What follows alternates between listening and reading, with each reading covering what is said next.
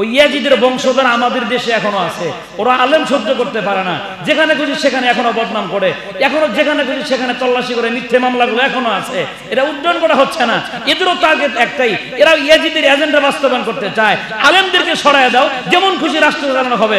মনে রাখবেন, সারা বাংলাদেশ যদি রক্তের বন্যা বইতে হয়, ফোঁটা ফোঁটা নয়, রক্তের বন্যা বয়ে যাবে। ক্ষমতার মাঝখানে জালেম বসতে দেওয়া হবে না, জালেম বসতে দেওয়া হবে না।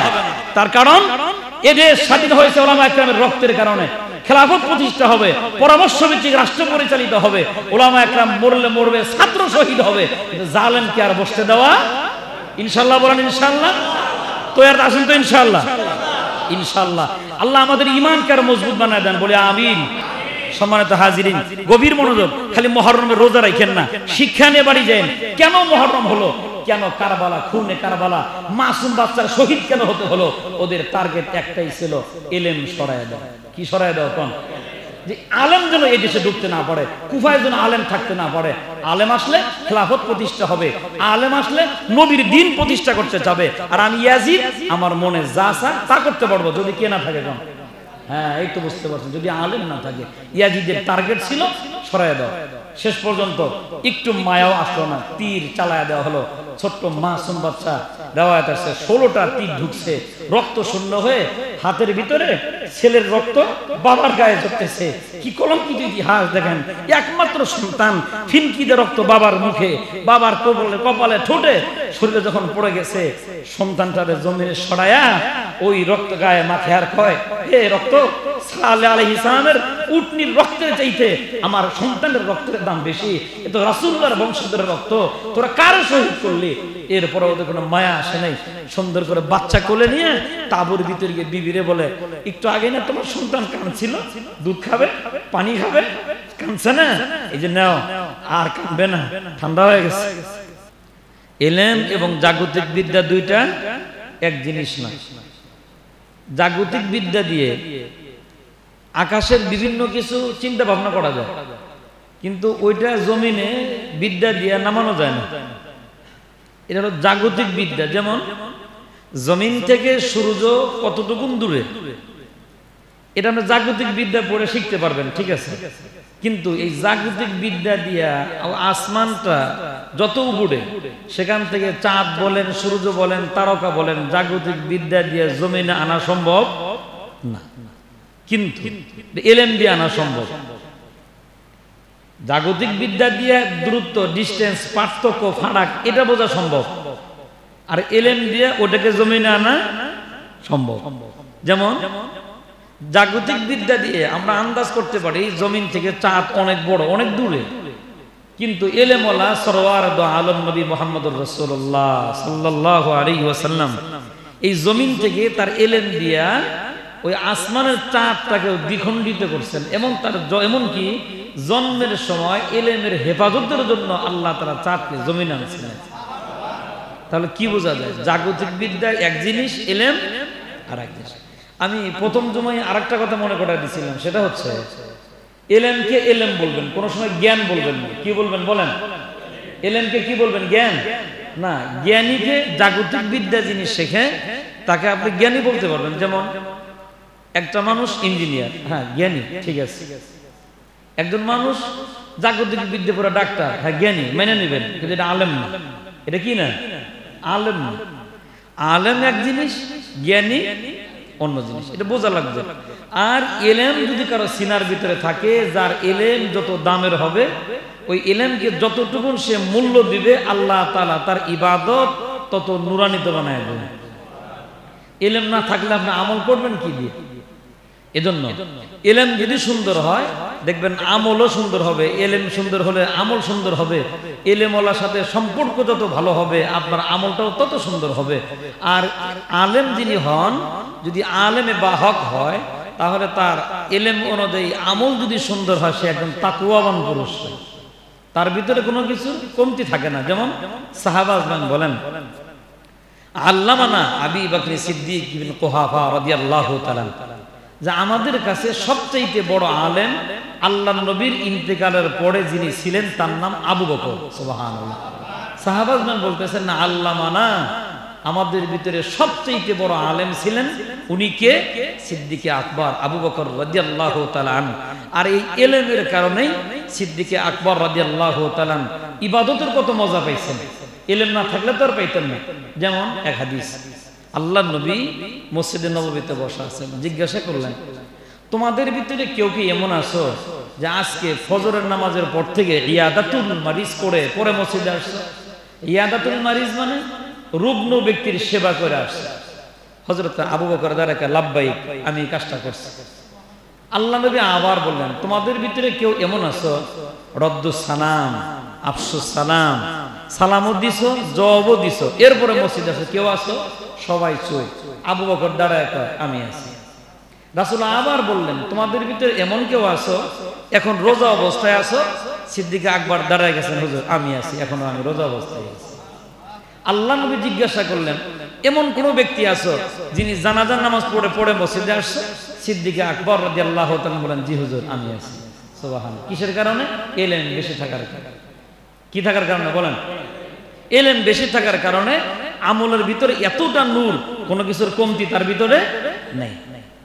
এবার দ্বিতীয় খলিফা হযরত ওমর ফারুক রাদিয়াল্লাহু তাআলার সময়ে রাইসুল মুফাসসিরিন আব্দুল্লাহ ইবনে আব্বাস থেকে তাফসীর ইবনে কাসিরে আসছে, আব্দুল্লাহ ইবনে আব্বাস বলেন খলিফাতুল মুসলিমিন হযরত ওমর মারা যাওয়ার পরে রাইসুল মুফাসসিরিন আব্দুল্লাহ ইবনে আব্বাস রাদিয়াল্লাহু তাআলা মসজিদে নববীর বারান্দায় দাঁড়ায় বললেন আজকের পরে থেকে ইলমের অর্ধেকের মৃত্যু হয়ে গেল। সুবহানাল্লাহ। চিন্তা করেন ওমরের মৃত্যুতে ইলমের অর্ধেক মৃত্যু হয়।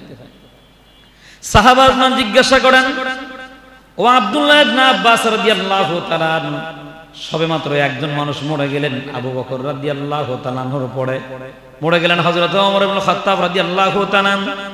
একজন মানুষের মৃত্যুতে ইলমের অর্ধেক মরে যায় কেমনে জানি না। হযরত আব্দুল্লাহ ইবনে আব্বাস রাদিয়াল্লাহু তাআলা বলেন রাসূলুল্লাহর পরে ছিলেন আবু বকর, আবু বকরের পরে ছিলেন ইলমওয়ালা। দিন যাবে তোমরা ইলমের অপূর্ণাঙ্গতা প্রকাশ পাবে, তার কারণ হযরত ওমরকে আল্লাহ তাআলা এমন ইলম দান করেছিলেন জগতের ভিতরে অন্য মানুষের ভিতরে এমন ইলম পাওয়া যায় না। ইলমের কারণে ওমরের আমল দেখেন, কুফা থেকে আসতেছেন হযরত ওমর রাদিয়াল্লাহু তাআলা, দেখেন জীর্ণ শীর্ণ একটা ঘরের ভিতরে একজন মহিলা রুগ্ন অবস্থায় আছেন, অসুস্থ অবস্থায়। দরজা নক করে বললেন আপনি কে? আমি একজন মহিলা, অসুস্থ মানুষ পড়ে আছে। খলিফাতুল মুসলিমিন নিজের পরিচয় গোপন করে তার খেদমত করে চলে গেলেন। যাওয়ার সময় বলতেছেন বাড়িতে খাবার আছে? কয় নাই। আপনার যে খাবার নাই তাহলে এটা ওমরে বললেই তো হইতো, যেহেতু তিনি অর্ধজাহানের খলিফা। এখন বুড়ি বলতেছেন যে ওমর তো এলেমওয়ালা, তাহলে এলেমওয়ালারে তো আমরা খেলাফতের দায়িত্ব দিছি, তা আমার তো বলার কোনো প্রয়োজন নেই। সুবহানাল্লাহ। তাহলে এলেমওয়ালার কাছে তো এই খবরটা থাকা প্রয়োজন যে আমার বাড়িতে খাওন নাই। খলিফাতুল মুসলিমিন হযরত ওমর রাদিয়াল্লাহু তাআলা দৌড়ায়া বাইতুল মালের কাছে গেলেন। খাদেম আসলামরে ডাক দেখা, শোনো প্রতিদিন সফরে যাওয়ার পথে আল্লাহ তাআলা ওই বাড়ির কাজ দিয়ে আমাকে কেন নেয় জানো? আমি যাই না, আমার মালিক ইলমের কারণে আমাকে দিয়ে খেদমত নেওয়ায়। এজন্য ইলমের পিছনে মেহনত করা চাই। ইলম যত সুন্দর হবে আমল তত সুন্দর। শুধু তাই নয়, পৃথিবীর জমিনে ইলমকে হেফাজতের জন্য যদি কোনো মানুষ মেহনত করে আল্লাহ তাআলা তারও সম্মান বাড়ায় দিবেন। আজকাল দেখবেন নিজে ইলম শেখে না, বরং যার ভিতরে আল্লাহ তাআলা ইলম দান করেছেন ওরে কুণ্ঠাসা করে দেওয়ার জন্য সমাজে আরো লাঞ্ছনা শিকার হইতে হয়। আপনি সমাজের দিক দিয়ে খবর লাগান, সমাজের ভিতরে সবচেয়ে অবহেলিত ওই ব্যক্তি যে ওই সমাজের ইমাম। সমাজের ভিতরে সবচেয়ে দুর্বল ওই ব্যক্তি ওই মসজিদের মুয়াজ্জিন।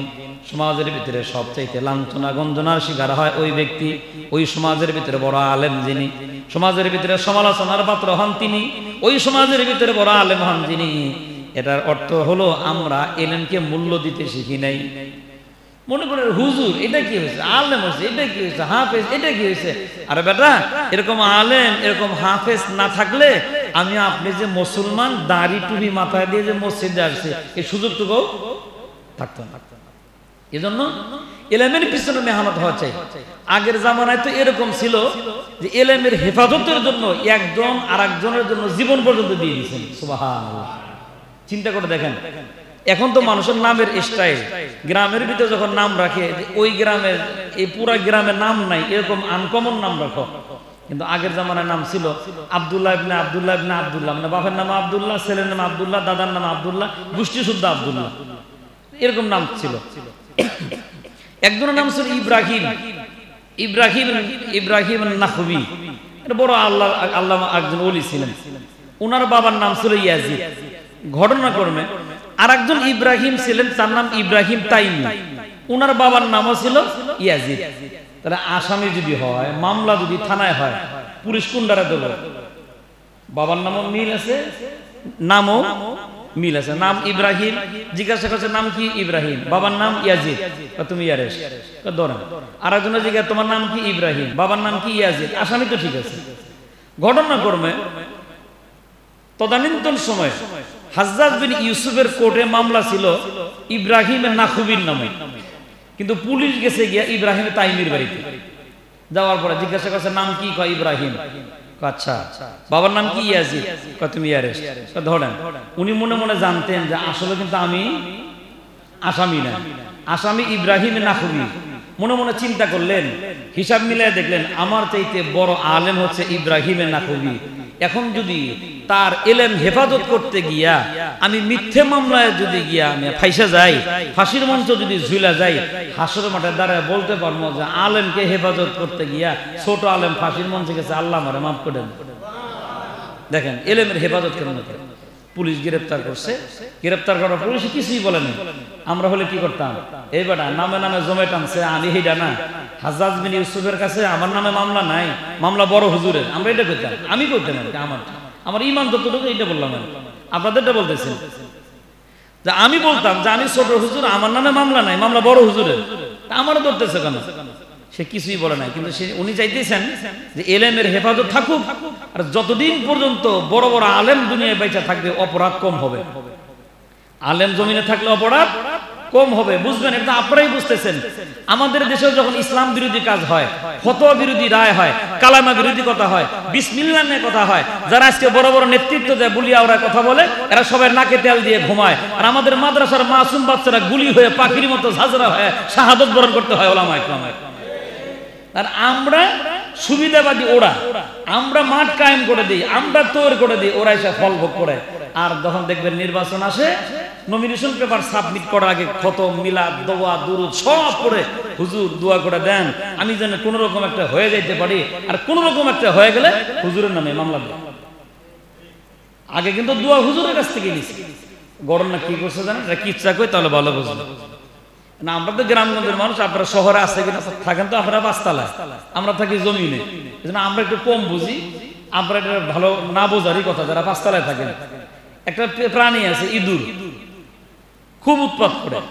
আবার আরেকটা আছে ইঁদুরের মধ্যে সাদা, এটারে কি কয়? চিকচাক না জিকের যেটা কয় আর কি, দুর্গন্ধ আছে না একটা আছে। এই দুজন গেছে হুজুরের কাছে, যা হুজুর বাড়িতে থাকতে পারি না, বাড়িওয়ালা দৌড়ায়, বিড়ালে দৌড়ায়, তাহলে আমি ইঁদুর হয়ে থাকার চাইতে দোয়া করে দেন।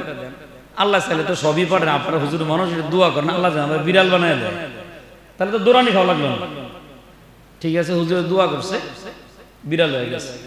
এখন বাড়িতে গিয়ে এখন কুকুরে দৌড়ানি দেয়, বিড়াল হয়ে কয় খারাপ, আমার তো হাতিয়ার আছে, আমার তো গোডাউন আছে, দোয়া করলে আবার গেছে। হুজুর কষ্ট করে আরেকটা দোয়া করেন। কি হয়েছে? বিড়াল হয়ে তো শান্তি নেই, বাড়িতে গিয়ে দেখি কুকুরে দৌড়ানি দেয়। হুজুরে দিছে দোয়া করে, অহন ইঁদুর হয়ে গেছে কুকুর। এখন কুকুর হয়ে এদিক সেদিকে যায়, আর একদিন দেখে নেকড়ে বাগে কুকুরে দৌড়ায়। কয় খাড়া, আমি পাওয়ার লয়ে আইতেছি, আবার গেছে হুজুরে গেছে। হুজুর আল্লাহর রাস্তায় এটা শেষ, আমার আর কিছু চাওয়ার নাই, একটু দোয়া করে দেন, কোন রকম আমি যদি খালি একটু নেকড়ে বাঘ হয়ে যাবার পারি, আর কিছু দরকার নেই। হুজুর আর কিছু চাইবি না তো? কর না। হুজুরও দোয়া করে দিছে, নেকড়ে বাঘ হয়ে গেছে। হুজুর আসসালামু আলাইকুম, পেটটার মধ্যে বড় ক্ষুধা, চাইলাম আমার একটু খাইতাম। কি বুঝলেন? নেকড়ে বাঘ কারে খাইতে দিছে? কারে খাইব? হুজুর রেখে। এখন হুজুরের কথা খাবি তো বলে মনে রাখিস, যেই লোকে ইঁদুর থেকে দোয়া করে তোরে নেকড়ে বানাইতে পারে, দোয়া আবার ফেরত নিলে পরে আবারও তো ইঁদুর হওয়ার সম্ভাবনা। 16 বছর আগে আমরা দোয়া করে সব দিছিলাম, দোয়া করতে করতে যখন আমাগরে খাইতে খাইতে শেষ করতেছিল, দোয়া যখন আমরা ফেরত নিছি, আসমান দিয়ে উড়ে যাওয়া লাগছে, জমিন দিয়ে পালানোর সুযোগ হয়। এজন্য বোঝে চালান হারায়। আমরা দোয়া করে দেই, সবকিছু আমরা মাঠ কায়েম করে দেই। কোরআন বিরোধী কথা হলে আমরা মাঠে নামি, রাসূলের বিরুদ্ধে কথা বলে ওলামায়ে কেরাম মাঠে নামে, আলেমদের কোনো মূল্যই নেই। আর এরা ক্ষমতায় যাওয়ার পরে ভাগ বটরা করে সৌদির দুম্বার গোশত পর্যন্ত হালাল করে খায়। আমি 5-16 বছরে এক টুকরাও পাইছি।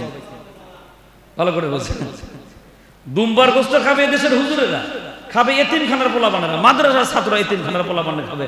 আর আমরা দুম্বার গোশত চোখে দেখি না, যায় কোথায়? হালাল করে সব বন্টন করে খাওয়া শেষ। তাহলে আমাদের দোয়া যখন আমরা ফেরত নিছি সব শেষ। এজন্য ওলামায়ে কেরামের সাথে থাকতে হবে, ইলমওয়ালাকে মূল্যায়ন করতে হবে। তাহলে কি হবে? আমাদের লাভ। বলেন কাদের লাভ? লাভ কাদের? জাতির লাভ। জাতির কি পরিমাণ লাভ? ঠান্ডা মাথায় ঘুমাইতে পারবেন, ঠান্ডা মাথায় চলাফেরা করতে পারবেন, রোড ঘাট নিরাপত্তা থাকবে। আর যদি ওলামায়ে কেরামের সাথে কথা বলে কাঁধে কাঁধ মিলিয়ে কাজ করেন, ইনশাআল্লাহ এদেশ সোনার দেশ হবে। এদেশের ক্ষমতার মাঝখানে আর জালেম বসার সুযোগ পাবে না। ইনশাআল্লাহ কোন ইনশাআল্লাহ।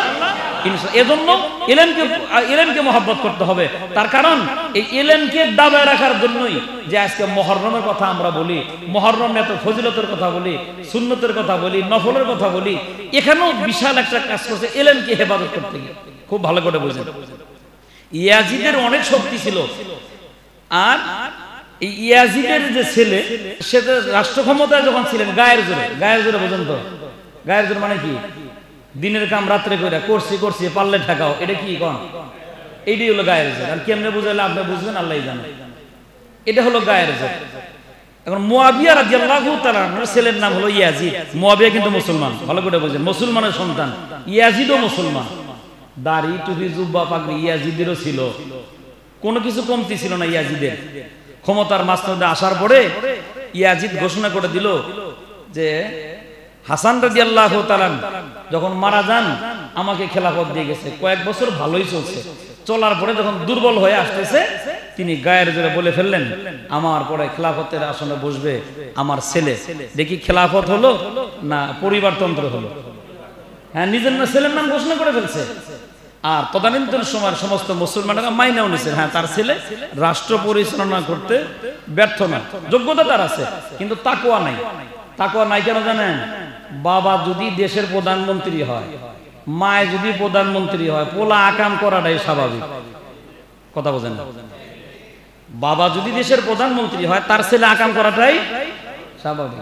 জীবনে নেগেটিভ পজিটিভের তার বোঝে না, স্যাটেলাইটে বৃষ্টির পানি বলে নেটওয়ার্ক থাকে না, হে বেড়াও বলে দেশের বৈজ্ঞানিক হয়। কেমনে বুঝাইলে যে আপনি বুঝবেন, আমি হয়তো বুঝাইতে পারতেছি না আপনাদেরকে। তাহলে বাবা যদি ক্ষমতার মাঝখানে থাকে, ছেলে আকাম করাটাই স্বাভাবিক। তাহলে ইয়াজিদ হলো মুয়াবিয়ার ছেলে রাদিয়াল্লাহু তাআলা। মুয়াবিয়া রাষ্ট্র ক্ষমতায়, তাহলে ছেলে গাদ্দার তো নাকি বলেন? খুব শক্তিশালী, যা মন চায় তা করবে। সবাই মাইনা নিলেন। তদানীন্তন সময়ে 5 জন বড় বড় সাহাবী তারা চিন্তা করলেন রাষ্ট্র চালাইতে পারবে ঠিক আছে, কিন্তু ওর ভিতরে খোদা ভীতি নাই, ইলম কম, তাকওয়া নাই। যার কারণে হুসাইন রাদিয়াল্লাহু তাআলা বললেন, সবাই মাইনা নিলে তার এই দায়িত্বটা আমি মানলাম না, কারণ রাসূলের ইলমের ওয়ারিস হিসাবে উলামায়ে কেরামের পরামর্শ ভিত্তিক রাষ্ট্র পরিচালনা, যেটাকে খেলাফত বলা হয়, আজকে থেকে খেলাফত বিসর্জিত হয়ে যাবে আর রাজতন্ত্র কায়েম হবে, এটা আমি মানতে পারি না। উনি বিডু দিলেন যে আমার দ্বারা এটা মেনে নেওয়া সম্ভব না। খবর চলে গেছে ওই যে পুতের কাছে যে তোমারটা হ্যাঁ মানে না, বা কেমনে মানাইতে হয় এটা আমি শেখাচ্ছি, দাঁড়াও। সুন্দর করে ভুলভাল একটা সিদ্ধান্ত দিয়া মদিনা থেকে কুফায় নেওয়ার পর্যন্ত চলছে। একদল মুনাফিক তৈরি করে বলতেছে যে হোসাইনকে বলো যে এই দেশে মানুষ 50-50, অর্ধেক আছে ইয়াজিদের পক্ষে, অর্ধেক তোমাকে চাইতেছে। এখন পাঠাইলেন তিনি গোয়েন্দা রিপোর্ট ঠিক আছে, হ্যাঁ অর্ধেক মানুষ আপনার পক্ষে আছে, যান আপনি সফর করেন। এদিক থেকে ইয়াজিদ তার বন্ধু বান্ধব সব কিছু নিয়ে পরামর্শ করে মন্ত্রী পরিষদ উলট পালট করে ফেলাইছে। এটা আবার হোসাইন রাদিয়াল্লাহু তাআলা জানেন। উনি তো 70 আর এক রাওয়াতে আছে 74 জন মানুষ নিয়ে, তার ভিতরে ছিল 32 জন শিশু এবং নারী, 40 জন পুরুষ নিয়ে 72 জন একটা কাফেলা নিয়ে রওনা হয়ে গেলেন। মাঝপথে এসে খবর পাইলেন যে তার যে গোয়েন্দা ছিল তাকে তার হত্যা করছে। বলছে হত্যা করুক, এক গোয়েন্দা হত্যা করতে পারে, কিন্তু খেলাফত প্রতিষ্ঠার জন্য একজন মুসলমানই যথেষ্ট ইনশাআল্লাহ। এমন পাক্কা নিয়ত করে মৃত্যুর ভয় না করে পরিবার পরিজন 72 জনকে বক্তব্য দিলেন, নাস্তাঈনু বিল্লাহি ওয়া নাতাওয়াক্কালু আলাইহি, আল্লাহর সাহায্য চাই, আমরা আল্লাহর উপর ভরসা করি, চলো কুফায় যাইতে হবে। চলে গেলেন কুফায়। যুদ্ধ হলো মাত্র একদিন। কয়দিন? একদিন।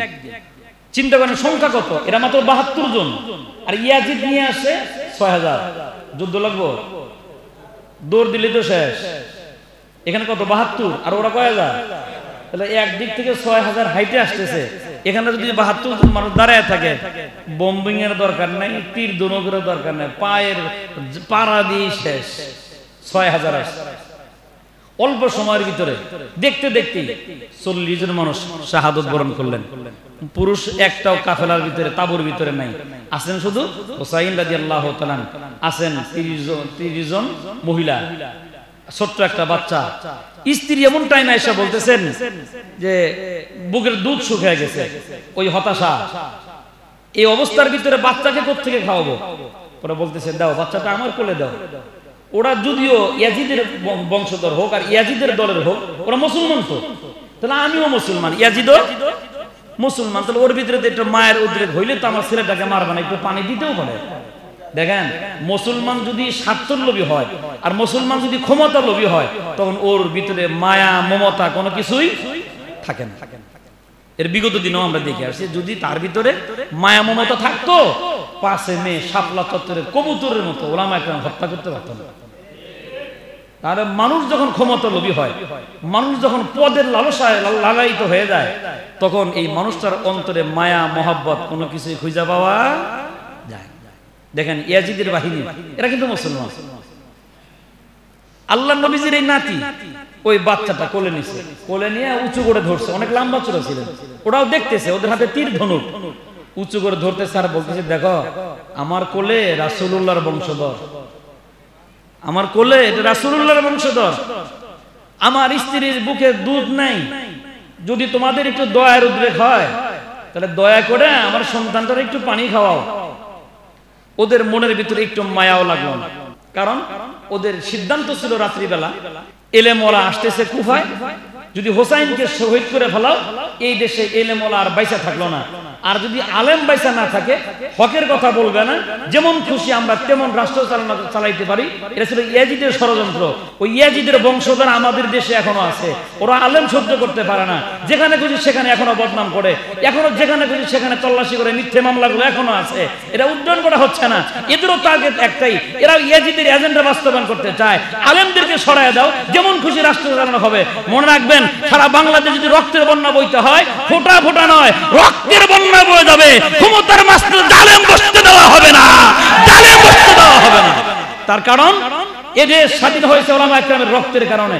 খেলাফত প্রতিষ্ঠা হবে, পরামর্শ ভিত্তিক রাষ্ট্র পরিচালিত হবে, ওলামায়ে কেরাম মরলে মরবে, ছাত্র শহীদ হবে, কিন্তু জালেমকে আর বসতে দেওয়া ইনশাআল্লাহ। বলেন ইনশাআল্লাহ। তো আর আসেন তো ইনশাআল্লাহ, ইনশাআল্লাহ। আল্লাহ আমাদের ঈমানকে আর মজবুত বানায় দেন, বলে আমিন। সম্মানিত হাজিরিন, গভীর মনোযোগ, খালি মুহররমের রোজা রাখেন না, শিক্ষা নিয়ে বাড়ি যান। কেন মুহররম হলো, কেন কারবালা, খুনে কারবালা, মাসুম বাচ্চার শহীদ কেন হতে হলো? ওদের টার্গেট একটাই ছিল, ইলম সরায় দাও। কি সরায় দাও? কোন যে আলেম যেন এই দেশে ঢুকতে না পারে, কুফায় যেন আলেম থাকতে না পারে। আলেম আসলে খেলাফত প্রতিষ্ঠা হবে, আলেম আসলে নবীর দ্বীন প্রতিষ্ঠা করতে যাবে। আর আমি ইয়াজিদ, আমার মনে যা চায় তা করতে পারবো, যদি কে না থাকে। কোন? হ্যাঁ, এই তো বুঝতে পারছেন, যদি আলেম না থাকে। ইয়াজিদের টার্গেট ছিল সরায় দাও। শেষ পর্যন্ত একটু মায়াও আসলো না, তীর চালায় দেওয়া হলো। ছোট্ট মাসুম বাচ্চা, রিওয়ায়াত আছে 16টা তীর ঢুকছে, রক্ত শূন্য হয়ে হাতের ভিতরে ছেলের রক্ত বাবার গায়ে ঝরতেছে।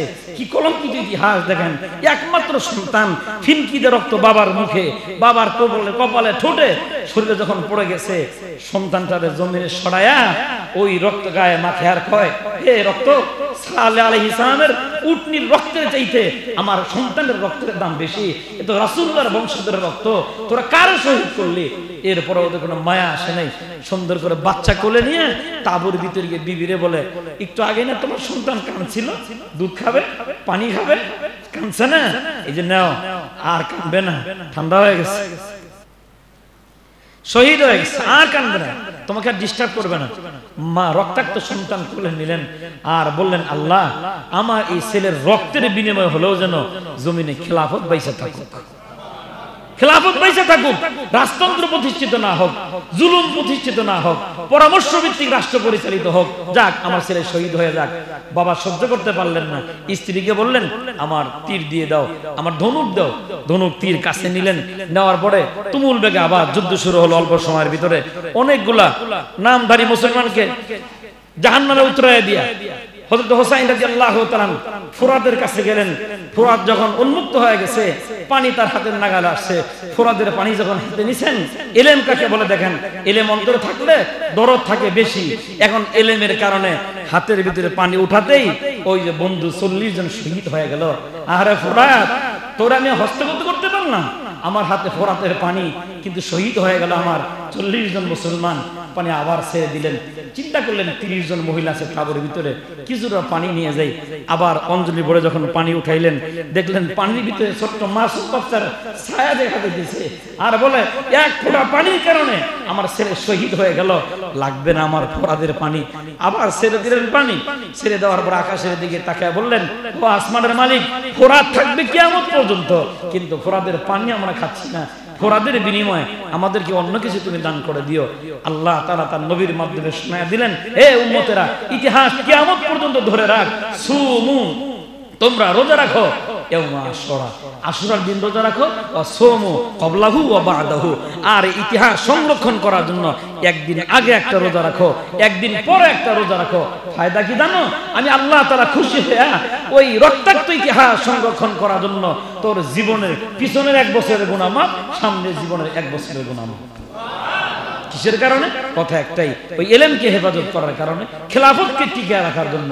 এখন আমাদের কথা একটাই, হয় শাহাদত নয় খেলাফত, হয় শাহাদত না হয় খেলাফত। আমরা যতদিন পৃথিবীতে বেঁচে থাকবো আমরাও এটা চাই, পরামর্শ ভিত্তিক আমাদের সমাজ পরিচালিত হবে, পরামর্শ ভিত্তিক আমাদের রাষ্ট্র পরিচালিত হবে ইনশাআল্লাহ। এটাই ইলমের চাহিদা।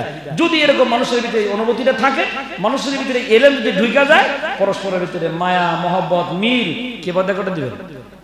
এটা আল্লাহ পয়দা করে দিবেন। এজন্য সম্মানিত হাজিরিন, চলছে মুহররম। মুহররম আরেকটা আমল হলো, শুধু 10 তারিখ 11-12 রোজা রাখবেন না। মুহররম মাসে নফল রোজার সওয়াব বেশি, কারণ হাদিসে আছে আল্লাহর নবী বলেন, রমজানের পরে আল্লাহ তাআলার কাছে সবচেয়ে পছন্দনীয় রোজা হলো মুহররমের রোজা। সুবহানাল্লাহ। এটা আপনি চাইলে 10 তারিখ 11 তারিখ অথবা 9-10 রাখতে পারেন, কিন্তু শুধু ওই টাইমে না, আরো বেশি রাখতে পারেন। অন্তত 2টা রোজা এই হাদিসের উপর আমল করার জন্য আমরা রাখতে পারেন, যে আমি মুহররমে 2টা রোজা রাখবো ইনশাআল্লাহ। রাখবেন, আর রোজা রাখলে পরে স্বাস্থ্য ভালো থাকে, সওয়াবও পাইবেন। আর সবচেয়ে বড় কথা হলো, আপনার মনের ভিতরে আপনার ফিলিংস, আপনার টেন্ডেন্সি এখনো যে জাগ্রত আছে, আজ থেকে 1000 বছর আগের ইতিহাস আপনি লালন করতেছেন। খুনে কারবালার কথা আপনার মনে হয়, হুসাইনের কথা আপনার মনে হয়, শহীদদের কথা মনে হয়, আপনার খিলাফতের কথা মনে হয়। এই কারণে আল্লাহ তাআলাও আপনাকে মনে করবেন। আল্লাহ যেন আমাদের শরীরকে সুস্থ রাখেন, আমরা যেন মুহররমে বেশি থেকে বেশি নফল রোজা রাখতে পারি। আল্লাহ তৌফিক দান করেন, বলে আমিন। সম্মানিত হাজিরিন, এটাই বলতেছিলাম, ইলমকে হেফাজত করতে চাই। আগেও বলছিলাম, একজন আলেমকে হেফাজত করতে গিয়া আরেকজন আলেম জেলখানা যেতেছে, ভুলে গেছেন? ইব্রাহিম তাইমি, পুলিশ গ্রেফতার করছে। ইব্রাহিম তাইমি ডাক দেয়া বলে, আমি অপরাধী, আমাকে গ্রেফতার করে তোমরা নিয়ে যাও। কিন্তু মনে মনে তিনি জানেন যে হাজ্জাজ বিন ইউসুফের দরবারে আমার নামে কোনো মামলা নাই, মামলা হলো বড় হুজুরের। কিন্তু বড় হুজুরের নামও যা, বাবার নাম ইয়াজিদ, ইব্রাহিমের তাইমির বাবার নাম ইয়াজিদ। কিন্তু ধরা খায় গেছে ইব্রাহিম তাইমি। গ্রেফতার হয়ে যাওয়ার পরে জেলখানায় নেওয়া হলো, জল্লাদে পিটায়। আর বলে, তোমার অপরাধ কি? অপরাধ তো নিজেই জানেন। আমি অপরাধী বলতে পারবো না, সাজা যা হয় আমাকে দাও। আর আগের জেলখানা তো এমন ছিল না, এখন আর জেলখানা তো অর্ধেক শ্বশুর বাড়ি, টাকা দিলে সব ফ্রি। এরকম আগের জেলখানা ছিল ছাদবিহীন, রোদ্রে তাপও লাগতো। হঠাৎ করে ইব্রাহিম তাইমির মা সন্তান দেখার জন্য গেলেন জেলখানার ভিতরে, গিয়ে দেখেন রোদ্রের তাপে ফসকা পরে ছেলে কালো হয়ে গেছে। নিজের সন্তানকে মা চেনে না, সুন্দর করে সালাম দেওয়ার পরে বলতেছে, আনতা ওয়ালাদি ইব্রাহিম, এ বাবা তুমি কি আমার ছেলে ইব্রাহিম? ইব্রাহিম তাইমি বলে, হ্যাঁ মা, আমি তোমার ছেলে ইব্রাহিম। অমনে মা সন্তানকে জড়া জড়া বলে, বাবা আর কতদিন মিথ্যে মামলায় আরেক বেটার মামলা খায়া জেলখানার ভিতরে নিজেকে এভাবে পুড়ে ফেলে শেষ করে দিবা। এই যে রোদের তাপে ফসকা পড়ে গেছি, শরীর কালো হয়ে গেছি, নির্ঘাত মরে যাওয়া ছাড়া তোমার কোনো পথ নেই। এ বাবা আর কতদিন জেলখানায় থাকবা? ইব্রাহিমে তাইমি বলে, মা শোনো, এইভাবে যদি তোমার সন্তান ইব্রাহিমে তাইমি যদি জেলখানায় যদি মরে যায়, কিয়ামতের ময়দানে তুমি বলতে পারবা ইব্রাহিমে নাখবি বড় একজন আলেমের ইলমের হেফাজত করতে গিয়া আমার ছেলে শহীদ হয়ে গেছে, ও মালিক আমি শহীদের মা। অন্তত এই কথাটুকু বলার কারণে আমাকে ছেড়ে দাও। ইব্রাহিমে তাইমি বলেন, এরপর থেকে তুমি আমাকে জেলখানায় আর দেখতে আসিও না। মা মানে না, মায়ের মন তো প্রতি সপ্তাহে আবার দেখতে যায়। দিন যায়, চেহারাটা জীর্ণ শীর্ণ হয়ে যাইতেছি। রাওয়ায়াত এমন লেখে, জেল খাটতে খাটতে 11 বছর পরে ইব্রাহিমে তাইমি বড় হুজুরের ইলম হেফাজত করতে গিয়া মিথ্যা মামলায় জেলখানায় মৃত্যুবরণ করেছি। ওনাদের ঈমান কি দেখেন, কিসের কারণে? ইলম বেঁচে থাকুক দুনিয়াতে, ইলম বেঁচে থাকুক। আর আমাদের ঈমান কি? যদি বলা যায় 1 বস্তা লবণ দেন বোর্ডিং এ খাইবো, চুপ করে বয়ে থাকে, কারা দেয়? আর ওনারা জীবন দিয়ে দিচ্ছেন জেলখানায় ইলমের হেফাজতের জন্য। এজন্য ভাই, ইলম দুনিয়াতে থাকবে যতদিন, পৃথিবীর নিজাম সুন্দর থাকবে ততদিন। এজন্য মন থেকে, আমি প্রশ্ন করলে মন থেকে জবাব দিবেন। এর খামাখা আমাকে খুশি করার জন্য না, আল্লাহ তো আপনার ভিতরটা জানতেছেন। আপনি মন থেকে ঈমানের দাবিতে বলেন তো, এখন যারা মসজিদে আছেন ভিতরে হন আর বাহিরে বলেন, মন থেকে কি চাইতেছেন যে আল্লাহর জমিনে ইলম বেঁচে থাকুক? মন থেকে কইছেন?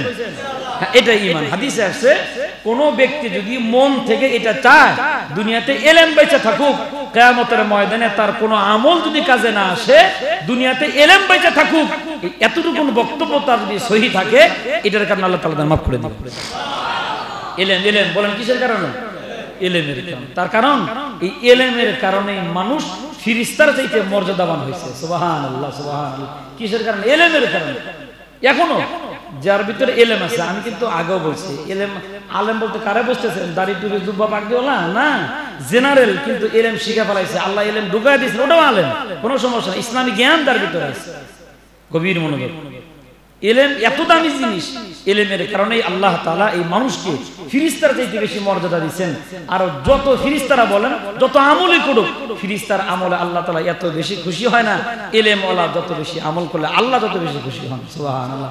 যেমন এক হাদিসে আছে, আল্লাহ নবী সাল্লাল্লাহু আলাইহি নবী বলেন, যদি পৃথিবীর কোন জমিনে অথবা যে কোনো মাঠে ময়দান বলেন, যেখানে বলেন, কোন জায়গায় বসে যদি ইলমের আলোচনা করা হয়, ইলম নিয়ে আলোচনা করা হয়, আল্লাহ নবী বলেন, হাফাতুহুমুল মালাইকা, যেই মানুষেরা বসে ইলম নিয়ে আলোচনা করে, এই এখন আপনারা বসা ইলম নিয়ে আলোচনা হইতেছে, আল্লাহ নবী বলেন, অগশিয়াতুহুমুর রাহমা, আল্লাহ তাআলা রহমতের ফেরেশতাদেরকে বলেন, এই মানুষগুলাকে রহমতের চাদর দিয়ে একটা বেষ্টনী দিয়ে দাও।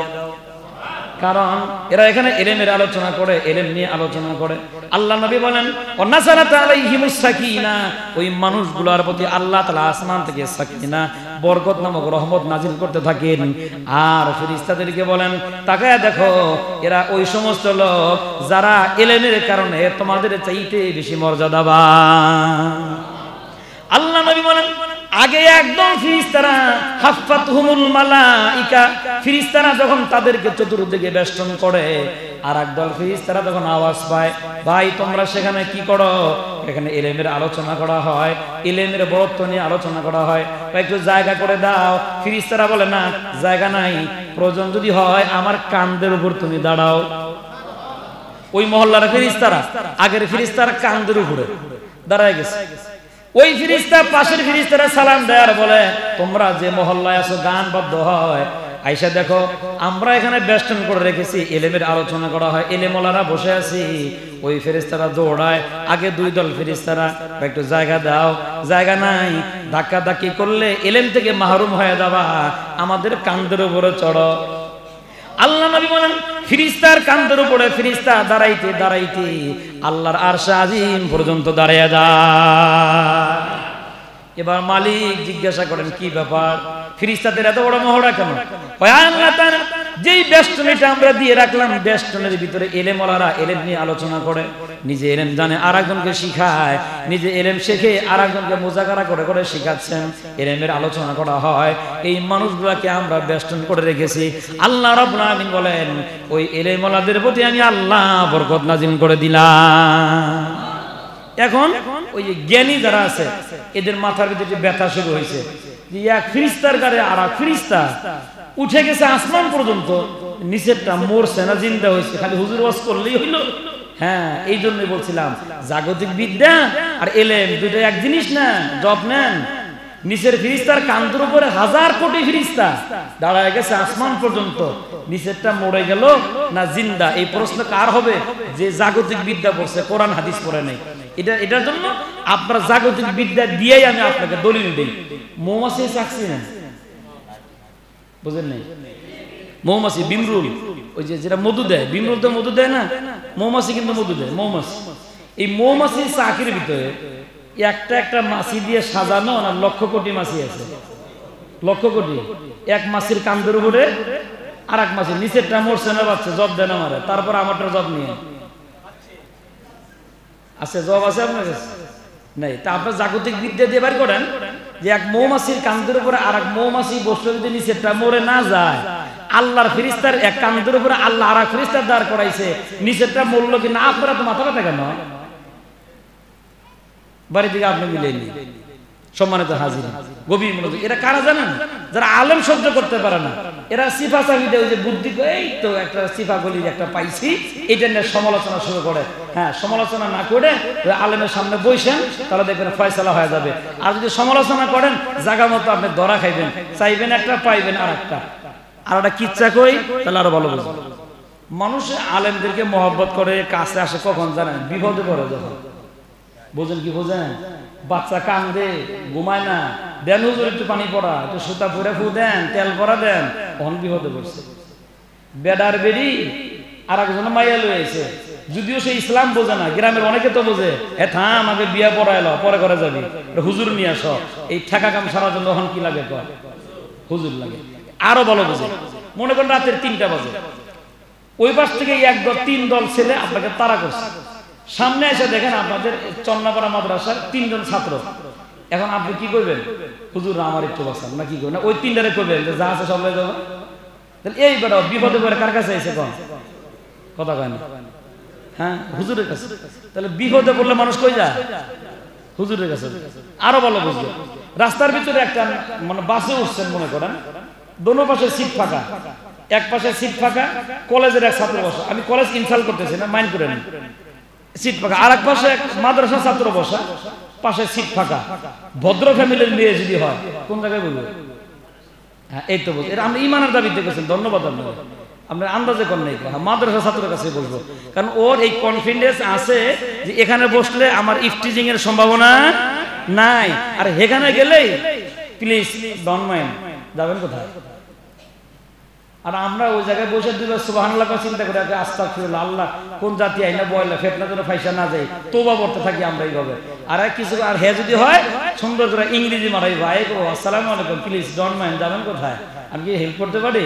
আর হেল্প করতে গিয়ে নাম্বার খুঁজবো পড়ে যে হবে না দেখা, বাস বেজার লেগে গেছে। বেটিটা বুঝে, যার কারণে দেখবেন বিপদে পড়লে হ্যাঁ মাদ্রাসা ছাত্র সিট ফাঁকা, সে জায়গায় গেছে চান্স লইব। কিন্তু এরকম 3 বন্ধু যাইতেছে রাস্তা দিয়া, এখন কয় বিপদ আপদ কখন আসে বইলে আসে না। ওই যে টুপিওয়ালা দেখা যায়, বিপদ যদি আইয়াই পড়ে, হুজুর একটু দোয়া করবো না, ল হুজুর আমার সাথে লইল। আচ্ছা বন্ধু হিসাবে নিছে না বিপদের জন্য নিছে? কন বুঝতেছেন আমার কথা? তাহলে এলেমওয়ালারে বন্ধু বানাইলো না বিপদের সাথী বানাইলো?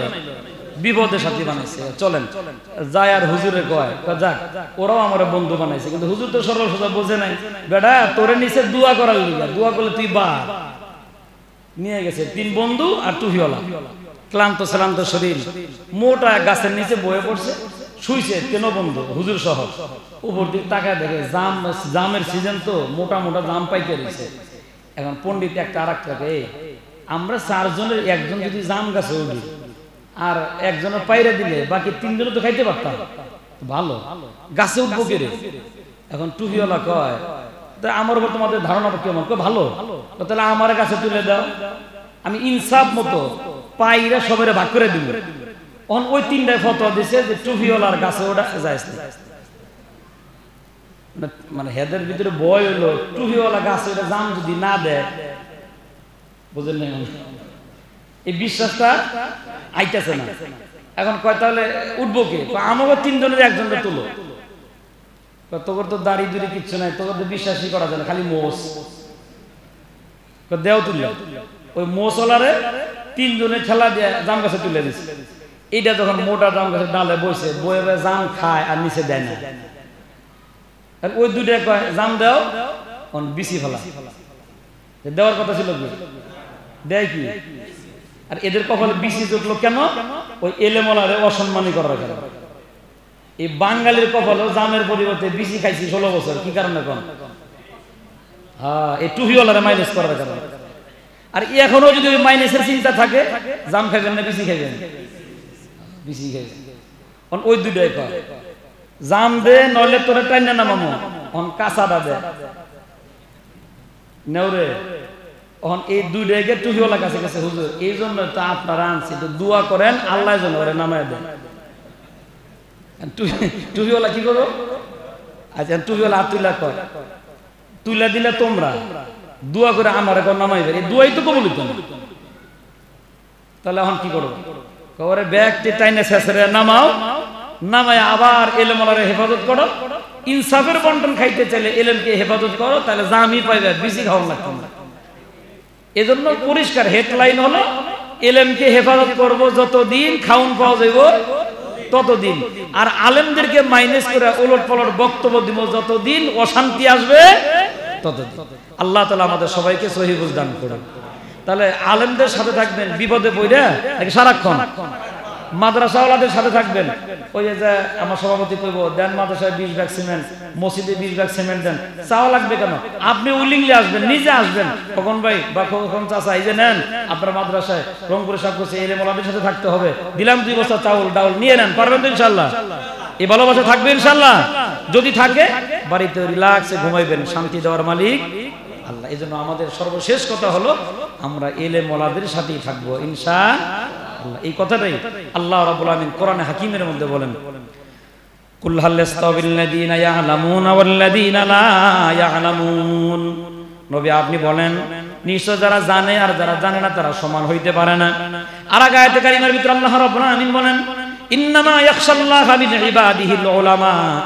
নিশ্চয় আল্লাহ তাআলাকে পূর্ণাঙ্গভাবে ভয় করে থাকেন আলেমগণ, যার ভিতরে আল্লাহর ভয় আছে, আখিরাতের ভয় আছে, জাহান্নামের জবাবদিহিতার ভয় আছে। এই লোকটার দ্বারা মানুষের অধিকার লঙ্ঘন হওয়া সম্ভব নয়, এই মানুষের দ্বারা ওজনে কম দেওয়া সম্ভব নয়, এই মানুষের দ্বারা খাদ্যে ভেজাল দেওয়া সম্ভব নয়, কারণ তার ভিতরে আল্লাহ তাআলা ইলম ঢুকায় দিয়েছেন। যার কারণে আল্লাহ রাব্বুল আমিন বলেন, ইন্নামা ইয়াখশাল্লাহা মিন ইবাদিহিল উলামা। আল্লাহকে পূর্ণাঙ্গ ভয় করেন আলেমগণ। কারা বলেন? আলেম, যার ভিতরে এলেম আছে। শুধু হুজুর না, আপনিও হতে পারেন। যদি আপনার ভিতরে অগাধ এলেম আল্লাহ দিয়ে দেন, দেখবেন আপনার দ্বারা এই দুনিয়ায় অপরাধ খুব কম হবে। কিসের কারণে? এলেমের কারণে। ওজনে কম দেওয়ার সময় এলেমে বাধা দিবে, ওজনে কম দেওয়া যাবে না, আল্লাহ তোমার ভিতরে এলেম দিয়েছেন। মিথ্যে বলার সময় মুখ থেকে যখন মিথ্যে কথা বের হবে, এলেমে বাধা দিবে, আর বলবে মিথ্যা বলিও না, আল্লাহ তোমার ভিতরে এলেম দিয়েছেন। পরকালে হিসাবের কাঠ গড়ায় তোমাকে দাঁড়াইতে হবে। মানুষের আইল ঠেলেন, জমিন ঠেলেন, যত কিছু অপরাধ করেন না কেন, যখনই দাঁড়ায় যাবেন, এলেম আপনাকে বাধা দিয়ে জাহান্নাম থেকে বাঁচানোর জন্য এলেম বলবেন, তোমার ভিতরে না আল্লাহ এলেম দিয়েছেন, সুতরাং এলেমের কারণে কাজটা তোমার দ্বারা করা শোভনীয় নয়। একটা মানুষ যাবতীয় পাপ থেকে বাইসা যাবে, কিসের কারণে? এলেমের কারণে। এজন্য হাদিসের মধ্যে আসছে, এলেমওয়ালারা যখন রাস্তা দিয়ে হাইটা যায়, এই রাস্তা আর এক রাস্তার সাথে ফকর করে, গর্ব করে, দেখ আমার ভিতর দিয়ে, আমার উপর দিয়ে একজন আলেম হাইটা যাচ্ছে, তোর ভিতরে তো আলেম যায় না। সুবহানাল্লাহ। এজন্য হাদিস আসছে যে যখন কোন আলেম মরে যায়, আসমান কাঁপতে থাকে, আসমান কাঁপতে থাকে। এই কথাটাই রাইসুল মুফাসসিরিন আব্দুল্লাহ ইবনে আব্বাস শুরুতে যে কথাটা বলছিলাম, ওমরের মৃত্যুতে কি বলে, যে আজকে থেকে এলেম অর্ধেক মরে গেল, এলেম অর্ধেক মরে গেল। কারণ যে ওমর মরে যাওয়া মানেই সঠিক এলেম থেকে মানুষ মাহরুম হয়ে গেল। আব্দুল্লাহ ইবনে আব্বাস বলেন, তোমরা ওমরের পরিবর্তে এর পরে যারা বেঁচে আছে আলেমদেরকে হেফাজত করো, দুনিয়ার নিজাম আল্লাহ সুন্দর করে দিবেন, দুনিয়ায় মারামারি রাহাজানি হবে না কতদিন, মানুষ এলেম শিখবে যতদিন। আল্লাহ তাআলা আমাদের সবাইকে বেশি থেকে বেশি এলেম শেখার তৌফিক দান করুক। আল্লাহ যেন আমাদের সন্তানদেরকেও বড় বড় মাহফিলে আলেম বানানোর তৌফিক দান করুক। আল্লাহ তাআলা যেন সঠিক বুঝে, হক বুঝে, হকের কথা আমাদের সবাইকে বলার তৌফিক দান করুন। আমিন ওয়া মা তৌফিকি ইল্লা বিল্লাহ।